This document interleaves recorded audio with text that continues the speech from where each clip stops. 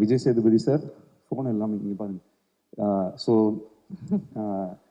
அவர் இப்போ இப்போ 400 ரவுடிதான் ஒரு படம் இல்லைன்னா நான் யாருன்னே யாருக்கும் தெரிஞ்சிருக்காது. அந்த படத்துக்கு ஒரே ரீசன் சார் மட்டும்தான். ஏன்னா இவர் ஒருத்தர் தான் வந்து போடா போடின்னு ஒரு படம் நான் எடுத்திருக்கும் போது 3 பேர் தான் எனக்கு ஃபோன் பண்ணியிருந்தாங்க சினிமாலேருந்து.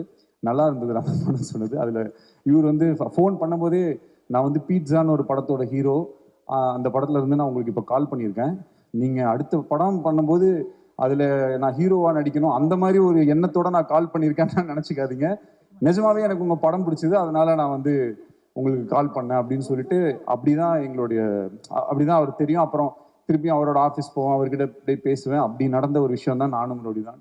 அதுக்கப்புறம் ஒரு சில டிஃப்ரெண்ட்டான ஸ்கிரிப்ட் எல்லாருமே ரன் ஆஃப் த மில் ஒரே மாதிரி மூவிஸ் பண்ணிட்டு இருக்கும்போது சில டைரக்டர்ஸ் சில ரைட்டர்ஸ்க்கு வந்து ஒரு டிஃப்ரெண்ட் அப்பிடைட், ஒரு ஏதாவது ஒன்று டிஃப்ரெண்ட்டாக ட்ரை பண்ணலாமே. ஏன்னா அது வந்து எதுக்காகனா இப்போ ஆடியன்ஸை சந்தோஷப்படுத்துறது ஒரு ஒரு ஒரு விதம்.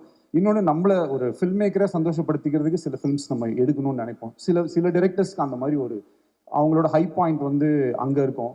ஸோ அப்போ யூனிக்காக ஏதாவது கதைகள் நம்ம யோசிக்கும் போது அதை வந்து சப்போர்ட் பண்ணுறதுக்கு ஹீரோஸ் ரொம்ப முக்கியம். அவங்க சப்போர்ட் பண்ணால் மட்டும்தான் அந்த மாதிரி படங்கள்லாம் எடுக்க முடியும். ஸோ இன்னைக்கு இருக்கிற மேஜராக நல்ல இம்பார்ட்டன்ட் ஃபில்ம் மேக்கர்ஸ் பல பேர் விஜய் சேதுபதி சார் அக்செப்ட் பண்ணதுனால தான் இன்னைக்கு வந்து டிரெக்டர்ஸாக இருக்காங்க. அதுக்கு வந்து ஒரு பெரிய thank you sir on behalf of many good directors. Thank you. டக்குனு கேப்பில் நான் இந்த குட் டிரெக்டர்னு சொல்கிறேன்.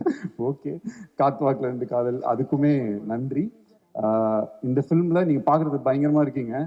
அண்ட் ஐ ஃபீல் இந்த ஃபிலிம் வந்து பயங்கரமாக ஒர்க் ஆகும் அப்படின்றதுல எனக்கு எந்த டவுட்டும் இல்லை.